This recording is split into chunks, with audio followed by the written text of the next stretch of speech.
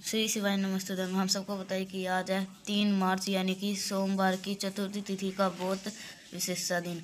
देखो, आज रात में अपने या शिव को नाम की या तो माँ पार्वती के नाम की एक दीपक आपको अपने घर पे चावल के दाने के साथ लगा दिए तो यकीन मानिए कि आपकी पूरी फैमिली, पूरा परिवार खुश रहेगा। और सबसे ज़्यादा जो अच्छी बात यह है कि आप सभी को इस उपाय के लिए कहीं भी जाने की ज़रूर की आवश्यकता नहीं है आप सभी को इस उपाय के लिए कहीं भी जाने की कोई आवश्यकता नहीं है।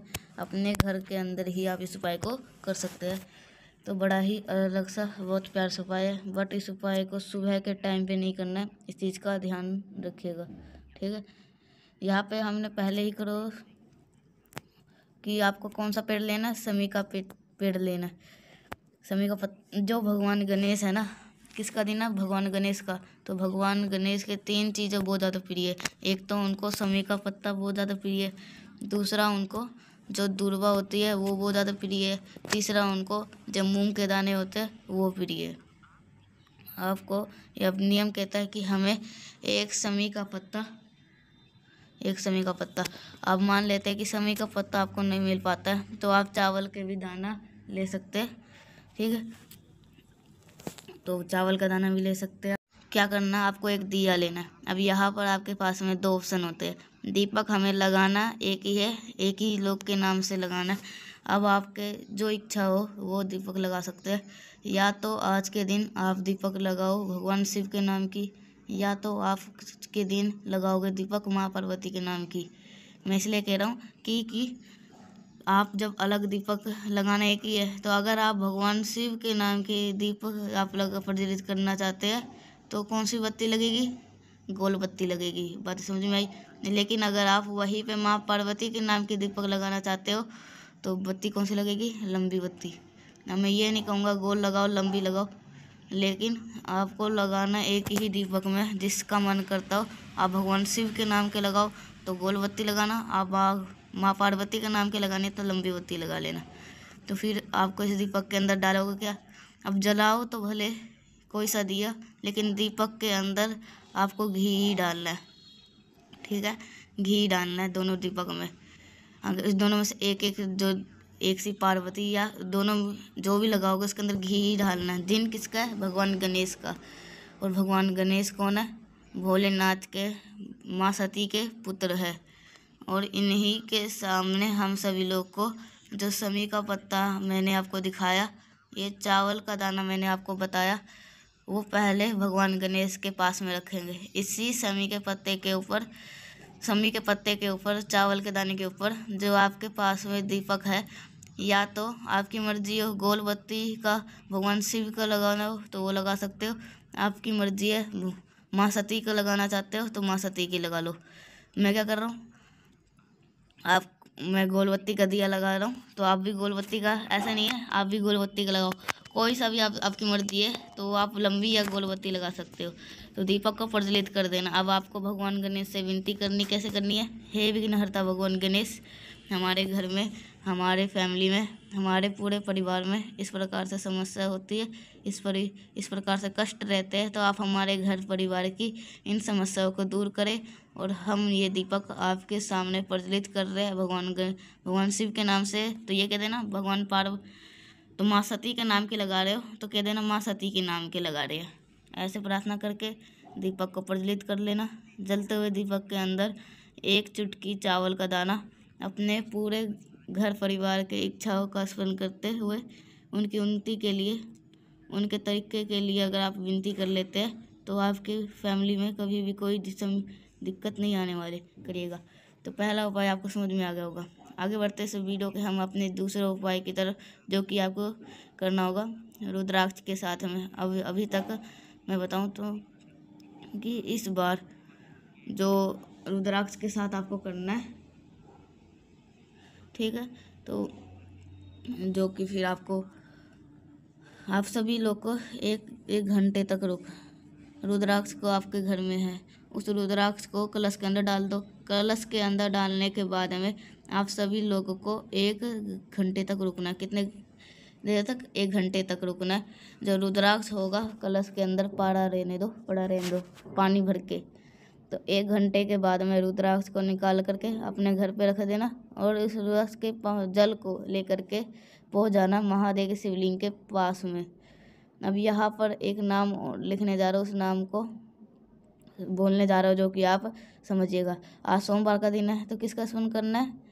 सोमेश्वर महादेव, क्या ठीक है, सोमेश्वर महादेव के नाम से आप सभी को रुद्राक्ष का जल महादेव के शिवलिंग के ऊपर चढ़ाएंगे और यही जल बहता हुआ जलाधार से नीचे गिरेगा।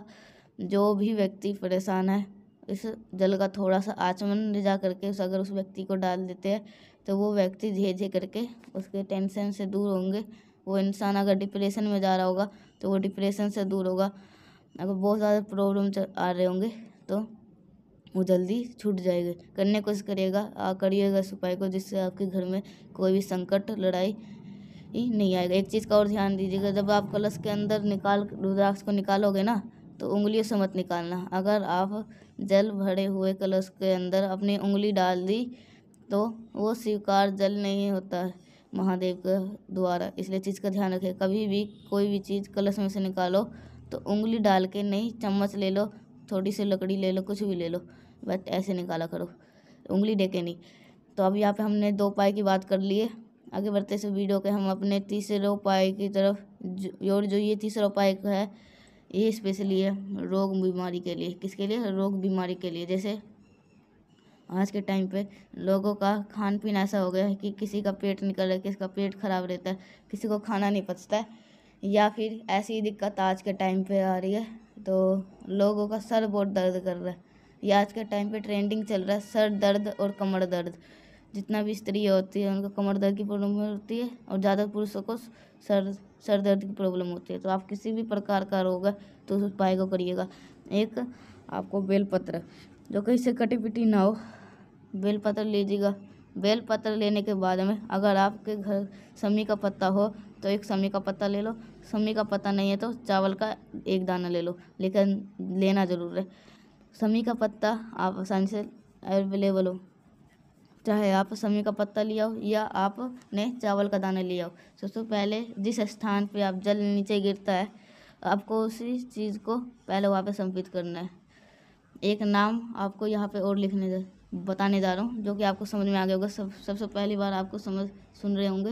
मैंने कई बारी बनाई है इस नाम को, आपको मैंने बताया। मणिभद्र भगवान के सुन करके आप सभी को लोग को जो बेलपत्र है वो भोले शंकर के शिवलिंग पे ऊपर चढ़ा देना है कुछ इस प्रकार से, जैसे ये थंबनेल में चढ़ा हुआ है।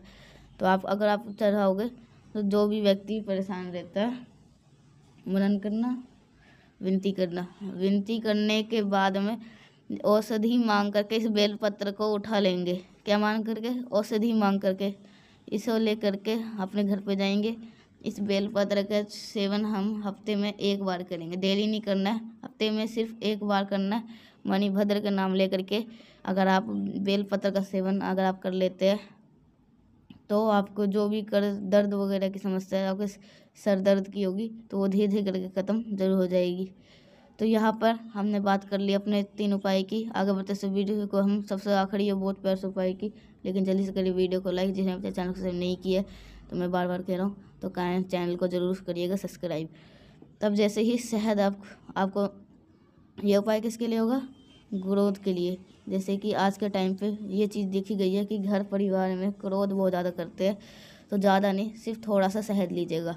शहद लेने के साथ में ही एक बेलपत्र लेंगे और शहद को बेलपत्र के बड़े वाले पत्ते के ऊपर लगा देंगे और जो भी व्यक्ति क्रोध करता है उस व्यक्ति का नाम और गोत्र बोल करके और कुंदकेश्वर महादेव के नाम से शहद वाली बेलपत्र को जो भी व्यक्ति अपने घर के अंदर जो महादेव के शिवलिंग हो वहाँ तक अगर आप संपित कर देता है तो उनके घर के परिवार में कभी भी कोई भी क्लेश नहीं करते, कभी कोई क्रोध नहीं करते, कभी गुस्सा नहीं करते। तो मुझे उम्मीद है हर एक चीज़ आपको ऐसे समझ में आ गई होंगी। तो आपको वीडियो पसंद आई तो लाइक करिएगा। कुछ पूछना है, नहीं समझ में आया, नीचे कमेंट सेक्शन में पूछ सकते हैं।